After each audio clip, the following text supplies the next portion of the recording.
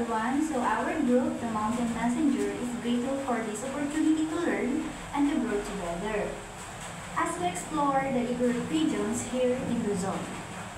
We have here the picture of Luzon or a map where we can find where the Igorot people lives. Sa mapa na ito, dito natin makikita or ito yung part ng Cordillera area or region. Dito natin makikita kung saan nga ba nakatira yung mga Igorot people na nasa Luzon. Ito yung 6 na lugar kung saan nga ba natin makikita ang Igorot people. So unang-una dito is ang Benguet, sunod ay ang Apayao, Kalinga, Abra, Ifugao, at ang panghuli naman ay ang Mountain Province. For the language of Igorot, the term Igorot actually refers to a collective group, not just one tribe. These include the Ifugao, Kankanai, Bontok, Ibaloy, Kalinga, and Tinguian, among others. Each subgroup has its own distinct language or dialect that belongs to the Austronesian language family.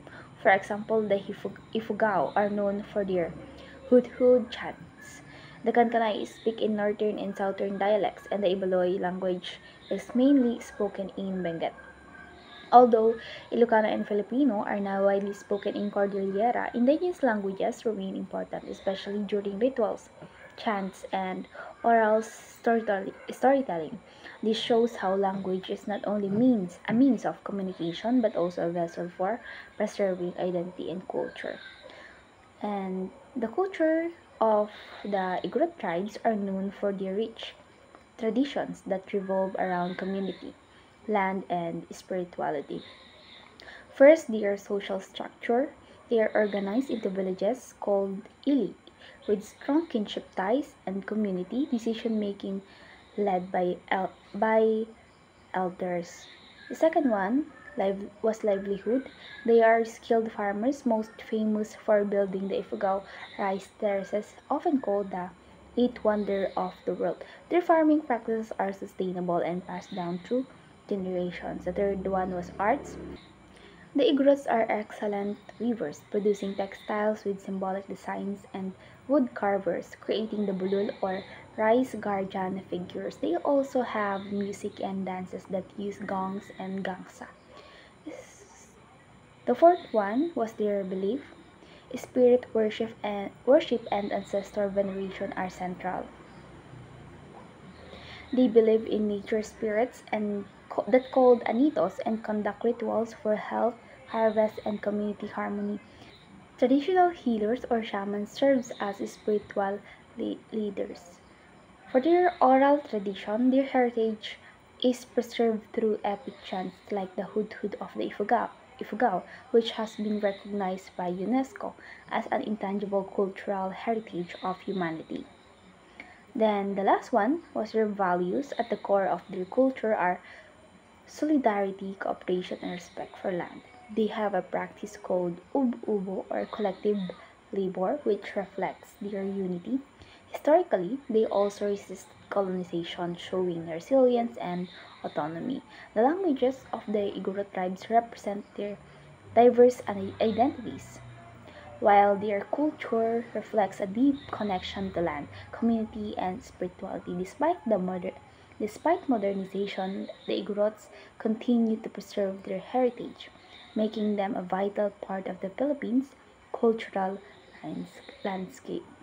Now, let's discuss the geographic location of the Igorot tribes in the Philippines and some of their characteristics. Ito yung mga major tribes dito sa Pilipinas, Igorot tribes dito sa Pilipinas. Ang Bontok, Ibaloy, Ifugao, Apayao-Lisneg, Kalinga, and Kankanai.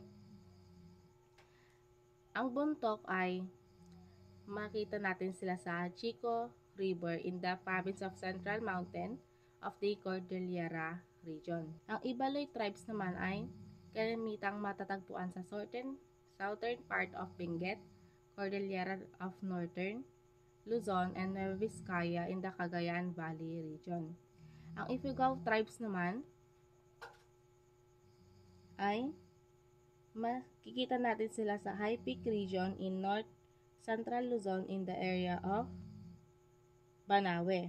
And sila as feared headhunters.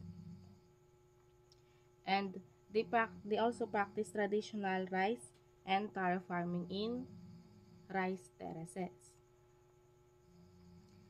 The Apayao-Lisneg tribes ay matatagpuan natin sila northwest at the end of northern Luzon, upper half of Cordillera province of the Apayao. Ang Kalinga tribes naman ay kalimitan natin matatagpuan sa middle of the Chico River in the Kalinga province, and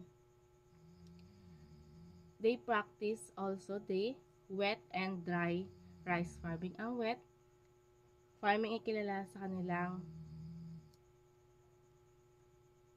saliwa, and the dry is the Dagon rice farming.